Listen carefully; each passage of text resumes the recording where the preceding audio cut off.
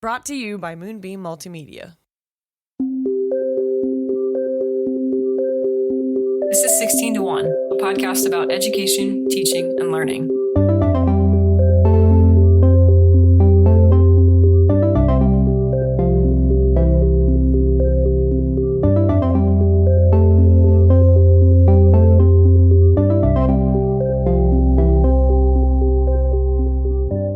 Hello there. Hey, How have you been?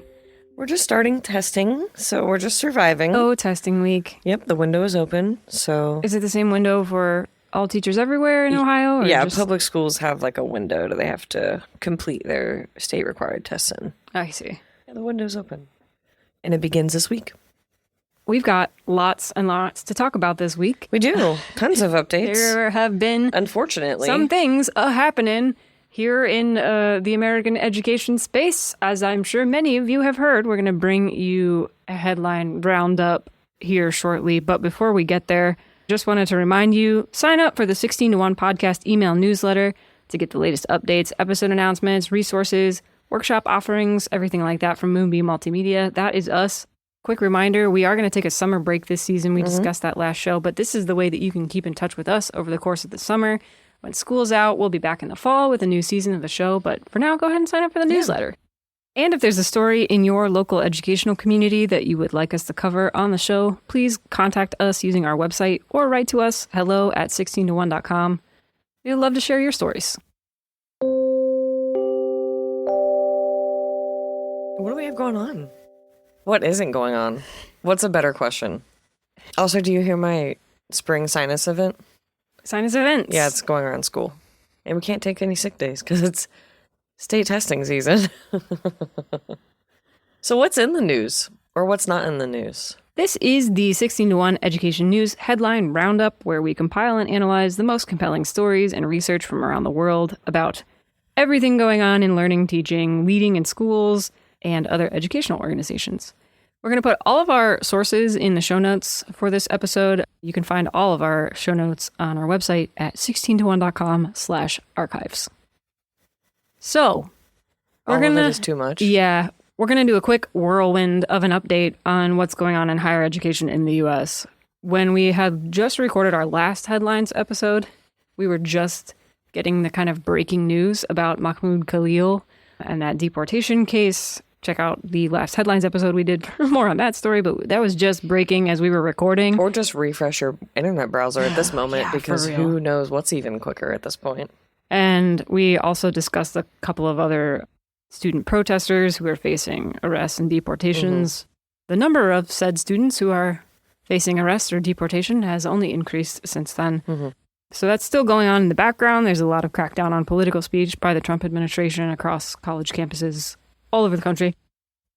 In addition to these ongoing issues with student visas, there's been this emerging narrative of attacking federal funding for colleges and universities who have policies that might be in conflict with the Trump administration's preferred policies. So Columbia University, and again, that's where Mahmoud Khalil had been a graduate student, they had to contend with a loss of about $400 million in federal grants and contracts that were under threat of being rescinded or are being rescinded. It's all kind of chaotic. People are having trouble accessing bank accounts just by surprise or by letter.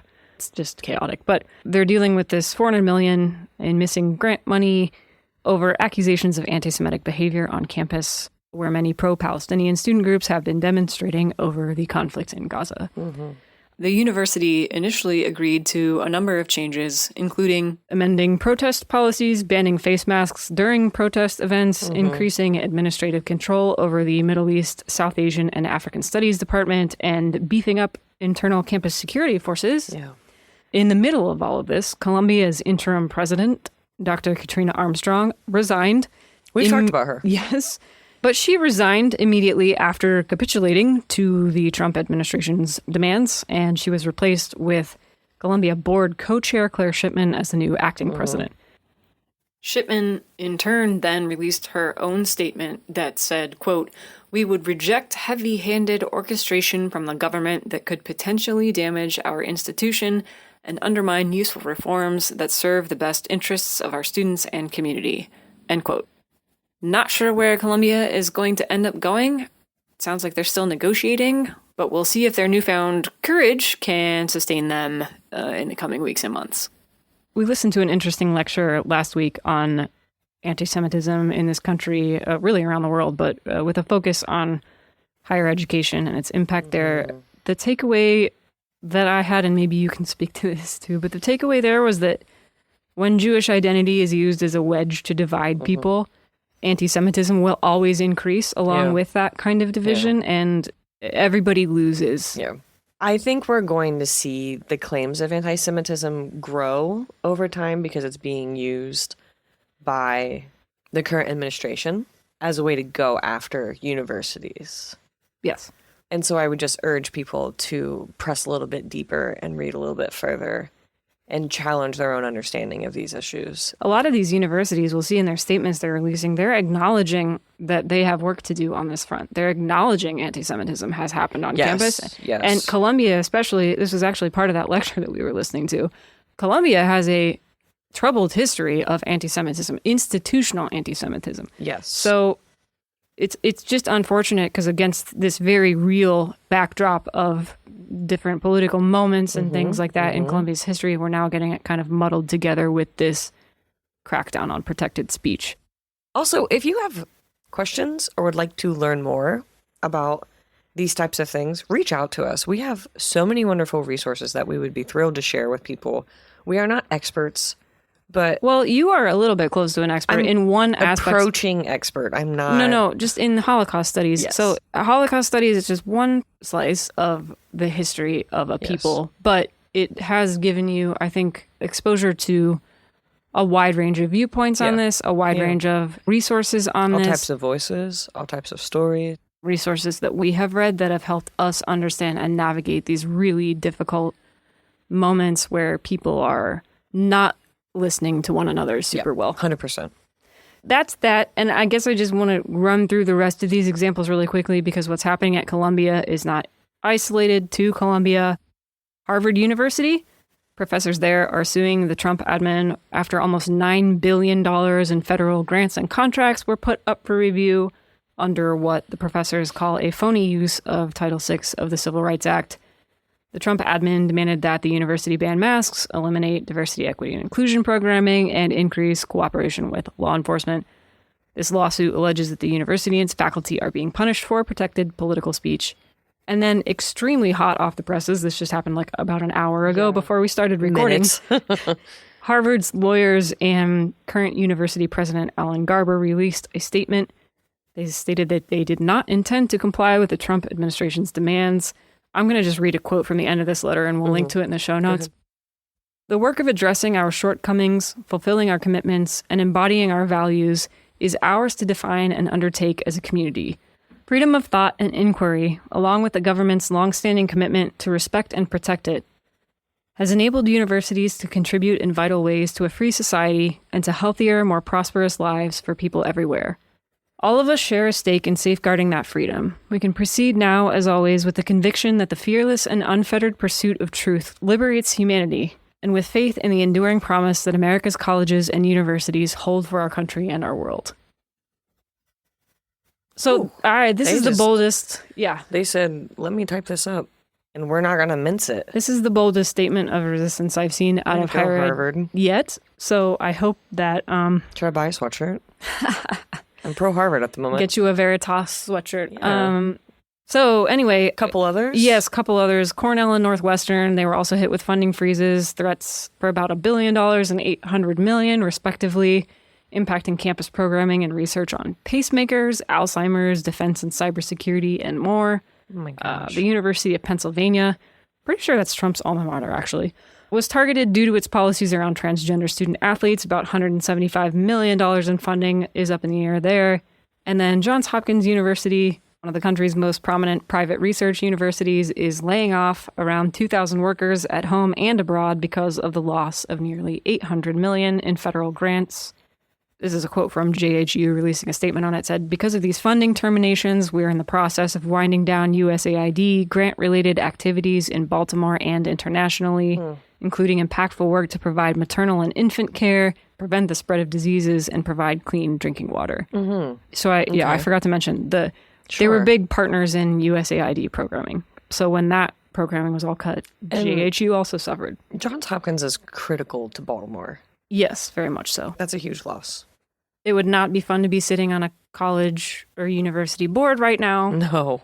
Nor would it be fun to be one of the staff or faculty members affected by these wide-ranging cuts and threats of cuts and all this stuff. So anyway, this is not going on just in higher ed. This is also happening in K-12. What's happening in the K-12 world here? Okay, so in Maine, the Department of Education has won a temporary restraining order against the U.S. Department of Agriculture to unfreeze federal funding for a childhood nutrition program after the Trump admin demanded compliance with a number of mandates. Yeah. These childhood nutrition programs are really important for states. My school is receiving free lunch for every student this year. I've heard so many parents talk about it as a way to just kind of take that pressure off. And so these are important things they're fighting for that, in this case, the Maine Department of Ed is working towards. Yep. Then across the country, in California, agents with the Department of Homeland Security have attempted to enter LAUSD elementary schools under the guise of performing welfare checks on migrant children. That's Los Angeles United School District, just for... We've talked about them quite a few times on the podcast, but... Huge school district. These officers wouldn't allow school staff to write down their names, their badge numbers, and all of that was reported by the LAist, and they were denied entry to the schools. Yep. Now, we're jumping to Germany real quick. Some students at Netzeburg Middle School plan to walk out as a response to the removal of diversity, equity, and inclusion materials and the restructuring of their student-led DEI groups. And so the students at the Netzeburg Middle School plan to walk out. Netzeburg is a Department of Defense education activity school. And so... Some military kids, right? So these are military students, or military children, sorry. Their plan was to have a walkout, which had been happening in other similar schools as well, not just at this particular one in Germany, but other defense education schools. And so shortly after a group of them exited the building, the school administrators initiated an unannounced lockdown drill. And some of the interviews I was reading about from these students talked about how afraid they were the minute that had happened, because normally the school lets the students know ahead of time for a lockdown drill for practice. Mm-hmm. Obviously, that timing is really suspicious. Many students and, of course, their parents believe that it was pretty deliberate as far as an attempt to shut down the protests. The school officials claim that the lockdown drill was unrelated. Their leadership has not confirmed whether that was a pre-planned drill. To mix in the fear that so many students have of lockdown drills, that's a pretty nasty thing to do, I feel. Yeah. So we were sort of jumping all around here, but this is just to show the ripple effects of what's going on here. These campus crackdowns have been happening swiftly, chaotically, all kinds of impacts trickling down to all kinds of communities. I really think educational institutions are in a defining moment right now in the history of our country. I think what's done and said right now by institutions like Columbia and Harvard and OSU and the small liberal arts colleges down the street from us, these things are going to show up in history books someday. And they might not like it.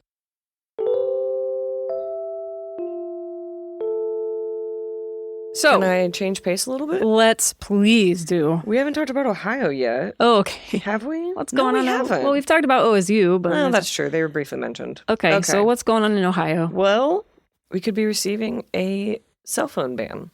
A new bill. If this bill is passed, schools would have until September 1st to create and adopt a policy that reflects this very poorly worded bill, which they're calling a cell phone ban. I thought you were already directed to create a policy. We were. Okay, so this is a new bill. This is a new one. There's more. This is a bill. There are supposed to be more restrictions in this bill? Well, let me tell you. Okay, sorry. So let me start with the exceptions. You go ahead and do that. Okay. Students may use their phones or other electronic devices for learning or to monitor and address a student's health concerns, depending on the school's governing body or the student's individualized education program, IEP, or Section 504 plan. So what that means is, for someone who is diabetic, right, they might track a glucose level with an app that connects to their phone. They would be allowed to have it. If it's some kind of assisted technology or something like that, the student could have written into their individualized education program, their IEP, or their 504, that they need to have access to a cell phone. I'm actually less concerned with those exceptions and more concerned with the exception that says that they can use them for learning. The bill itself says that schools can basically choose to write their policies, but they have to have one in place. Update, they already do. You could ask your local school district for their cell phone policy, and they have one. So the wording of it is that students would be allowed to use cell phones, like Chelsea mentioned, for an academic purpose. This is not a ban. This is a big fancy word for what schools already have, which is a school-by-school policy. Governor DeWine has spoken publicly, suggesting that schools should ban phones altogether during the school day, but that isn't what the bill says. So, just to briefly summarize my thoughts on this is pointless. Smiley face. I can tell that you Lol. I can tell that you think so. This is pointless. This bill is a bunch of time and effort and press releases for something that already exists. I mean, it doesn't have any teeth. Well, it doesn't, but there was a previous directive to Ohio schools to put in place cell phone policies. So I think the thing that's different here is the carve-outs for the exceptions, which I agree with you does tend to kind of weaken the community effects. I mean, they were going to be sued if they did not include these things because there are so many students with medical conditions or other learning differences or something like that that require this technology. Or some kind of technology. It doesn't have to be a cell phone, but some kind of technology. Or at least cell phones have become such a ubiquitous part of modern life that we think that they are required. But there are things like offline glucose monitors that could very easily be used. There are. There are also, it's not just glucose, obviously, that requires a cell phone by any means. That was just one example that I know my students personally have. Yeah, but the only thing that I'm thinking of is that we grew up in schools without cell phones, and people who had medical conditions still monitored their medical conditions without cell phones. That's true. That's true. not to say that I'm definite yes or no on this question of whether or not cell phones should be used in schools to do that. Seems like a private medical decision, and I understand why it would be difficult to legislate around this issue. But in order for this dialogue to proceed, we have to stop assuming that there's so much weight behind phones, smartphones, that they could never be removed from public life. Because especially for children, we should be concerned with alternatives that don't do all of the bad things that cell phones do for attention and mental health and all of these things. Yeah. Honestly, I'm really not sure what the state is trying to do here. Sound like it has a plan? No, I think it's trying the concept of a plan, the concept of a bill. I think it's trying to start a conversation that's going to take a really long time to get people on board with, because tablets and smartphones are part of children's lives now from the time they're like 2 years old on. And I mean, one of the parents said that they send their, I think, kindergartner to school with an Apple Watch so that they can contact them. You don't need to. You're going to see them. This actually transitions nicely into the final item that we're going to cover this week, and that's an update on the anxious generation. It's been a minute. I made you listen to this podcast episode. I heard about this podcast episode. I do not typically listen to the Ezra Klein show. I feel like I saw his book a lot in New York City while we were there this past weekend. This is like a Times podcast, so that makes sense. Yeah. But Ezra Klein had on author Jonathan Haidt, who wrote The Anxious Generation. We've talked about this book several times on the show. It's all about the smartphone-based childhood and how it's wrecking young people's mental health and educational and attentional outcomes, all of this stuff. That book has stayed at the top of bestseller lists. It's galvanized legislative movements around the world. Australia is taking on this countrywide ban for under 16s. This interview with Jonathan Haidt on the Ezra Klein show was kind of weird. And it was super weird. That was really nice of you. I thought it was super weird. Well, I wanted to bring attention to it because we've spent so much time talking about this book. And there were some, I think, troubling things that emerged in this conversation that did not necessarily emerge from the book that I wanted to follow up on. In this interview, there were a couple of times when Klein and Haidt both pine for this bygone era of paternalism, which is actually the word they keep using over and over again. It's paternalism. Yeah. This bygone era of paternalism and moral frameworks is another term they kept using. They fear that we're now lacking this societally, and they call attention to this lack of moral through line in the media that is consumed on social media platforms. Now, on that latter point, can totally see that happening. there's just a lot of crud available on the internet, and a lot of it is now AI generated crud that not only doesn't have a moral through line, but also has just like no through line whatsoever. It's just computer generated gobbledygook. It's garbage. It's absolute garbage. And kids are exposed to algorithms that feed it directly to them hour after hour after hour. I think what I learned from this interview is that Haidt does a lot better job when he's making the case for cell phone and social media bans for youth with hard data. And he, talks about mental health, bullying, family dynamics, all these effects of a screen-based childhood. He does a lot better job of making that case with data than he does about making the philosophical case for why this all is a problem or how it's all a problem. Personally, I think that if the answer to youth social media and cell phone use is a return to some sort of strict conservative paternalistic moral frameworks of the 1950s. It's a little weird. Haidt specifically talks about the 1950s, which to me... I think he mentioned Leave It to Beaver, didn't he? To me is frightening, personally, just based on how I know I would fit into the 1950s, let's just say. Well, you'd be in the kitchen. Let's just say where you'd be. You'd be in the kitchen. I'd be in the kitchen you a lot. Be tippy-tapping on that computer all day, that's for sure. I just think of Mad Men. You'd be prepping a pie. Yeah, I sure would. I'd just like to say no thank you if we have to return to that in order to solve the youth social media crisis. I also think that the fact that Klein and Haidt can't seem to come up with any sort of moral framework that exists outside of the idea of paternalism shows their own lack of imagination. I agree. It really reeks of kids these days. Yep. I do think he makes this useful distinction between good and bad screen time. He talks about, a movie that lasts for 90 minutes with a moral story. I still think it's kind of weird, but I suppose I understand what he's doing. But kids that age cannot focus for 90 minutes anyways. It's a chicken and egg thing. They can't focus for 90 minutes because they're trained not to now. We couldn't focus at a super young age for 90 minutes. I think what I'm just trying to say is that even as a child watching a movie, I was almost always doing something else in addition to watching the movie. He actually said that in the example. He actually said you could have it be social so that you're like, talking with a family member or a friend while this is happening. So it's not just sort of like eyes glued to television unceasingly. But I think regardless of the exact particulars around it, he's just trying to make the case that some media is better than others. I agree. For developing attention. And for all kinds of things, right?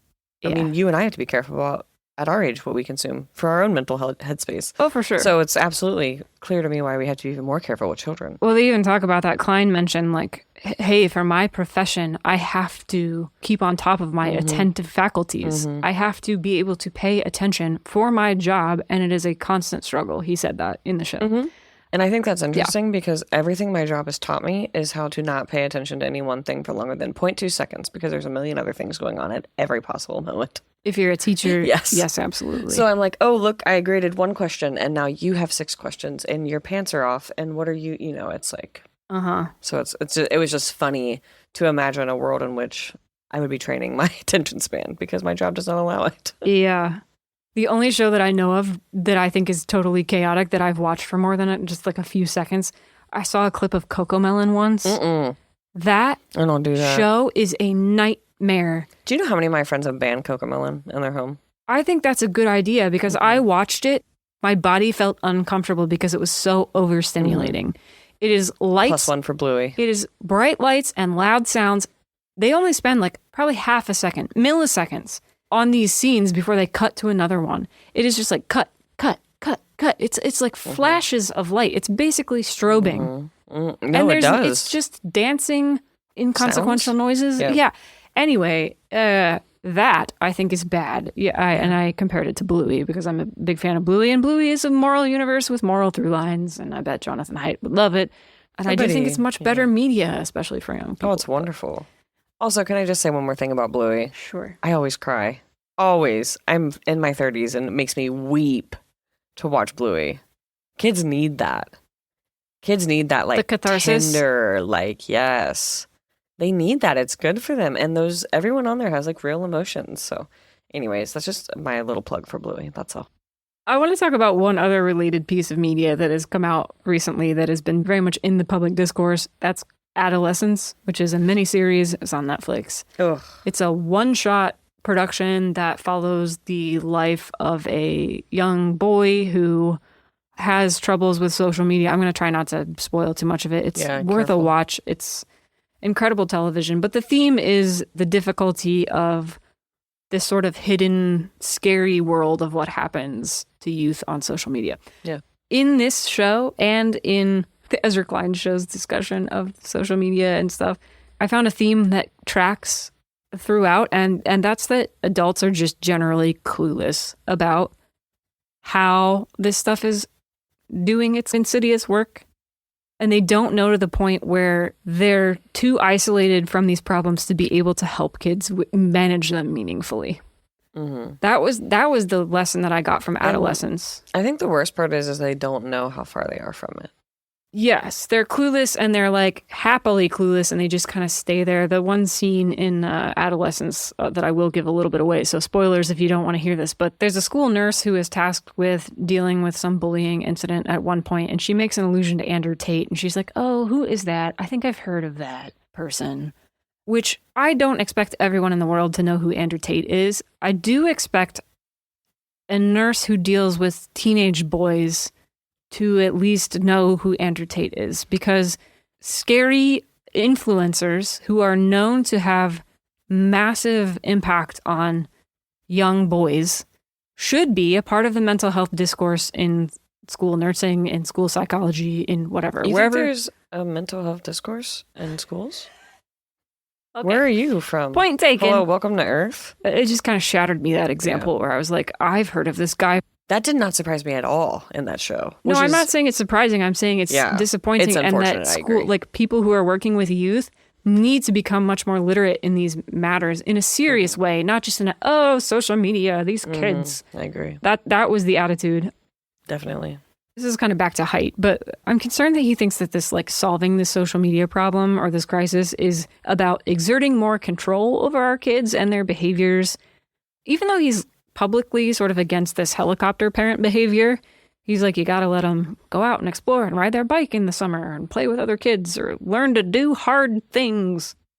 I don't think kids have to learn to do hard things is a particularly compassionate response to the problem, or one that understands just how deeply kids are having to fight in these online spaces to have identities that aren't tied up in some of the worst of what can happen on social media. They're doing hard stuff, and it's just hard stuff that happens to be unfamiliar and not accessible to the adults in the room. For sure. I think the burden for this, though, should go on like governments and regulatory agencies and social media companies themselves, and not parents and children who are just awash in this sea of social media crud that is exploiting their attention for monetary gain. Parents and kids need to be at the center of this conversation, and asking them to take on like Facebook and TikTok by themselves is not super fair. These algorithmically driven apps, the scope and scale of them is huge. It's like asking people to solve global warming by using paper straws.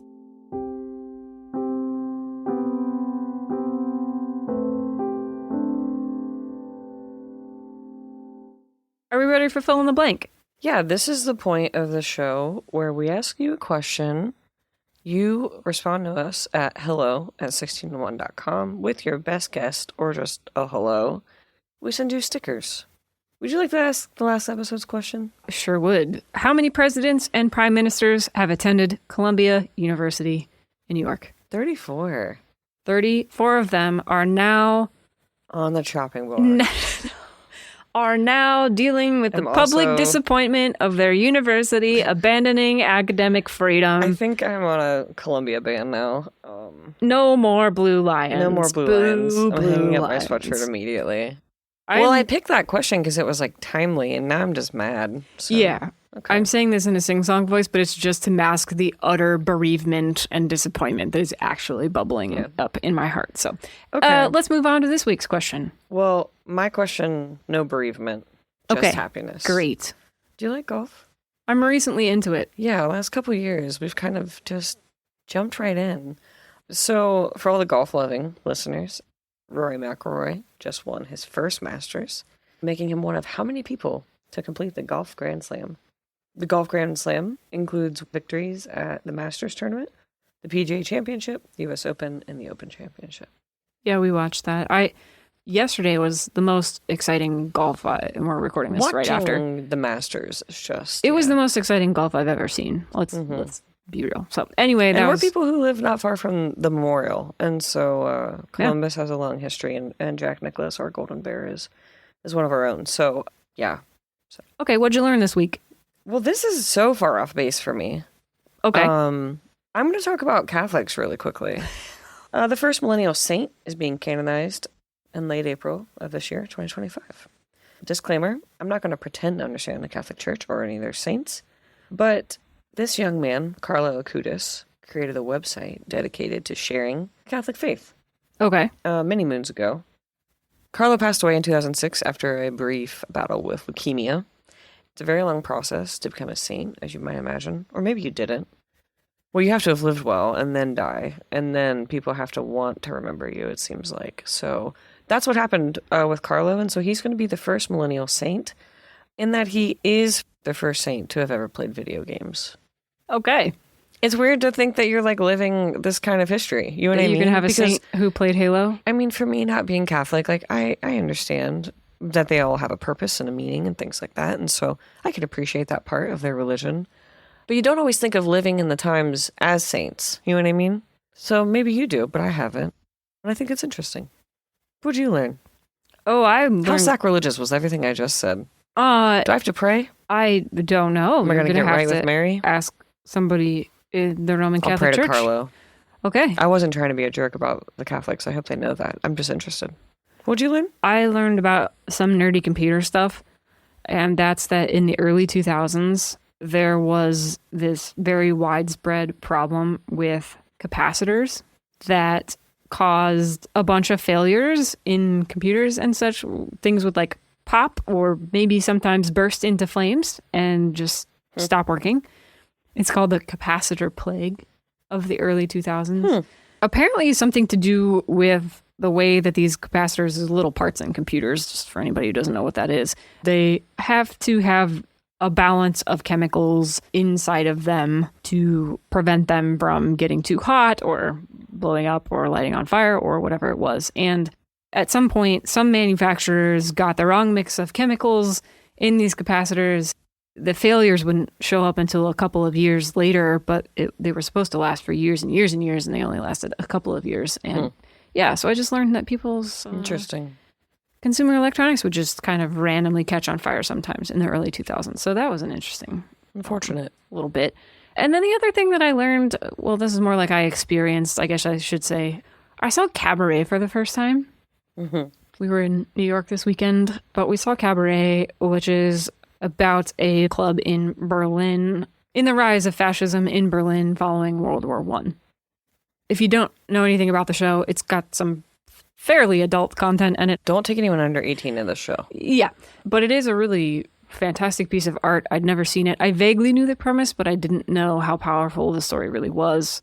The one quotation from it that this is just ringing in my ears, one of the main characters stands up and looks around at one point as Nazism is on the rise around him, and he says something like, "If you're not against this stuff, you're for it." And I keep feeling that way about what's happening around us.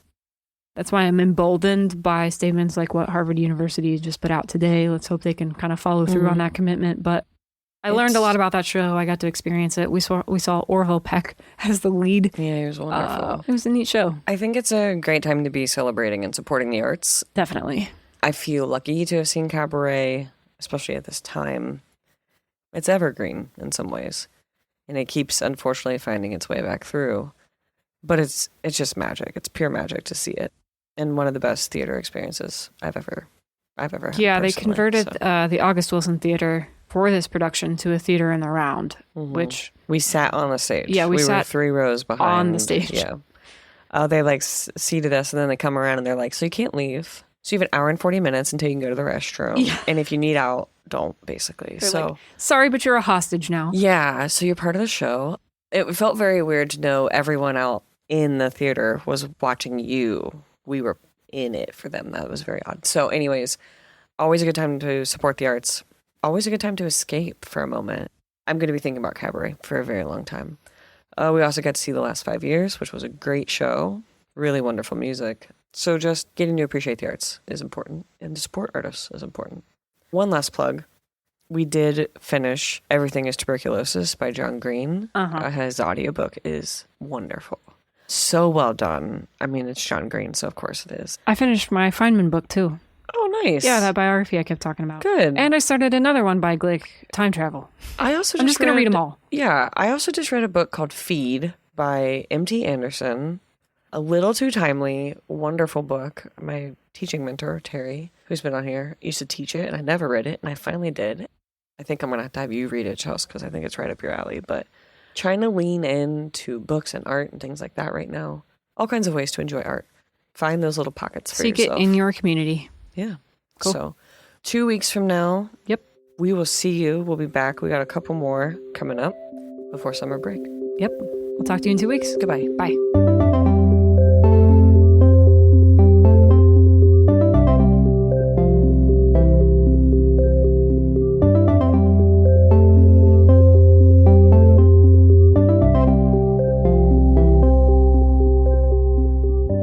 Hey listeners, thanks for supporting 16 to 1. We're your co-hosts. I'm Chelsea Adams. And I'm Katie Day. Find our show notes, archives, and resources, sign up for our newsletter, or get in touch with us via the contact form at 16to1.com, all spelled out. We are so grateful for our listener support. If you enjoyed this episode, please consider subscribing to the show and telling your friends or colleagues about it.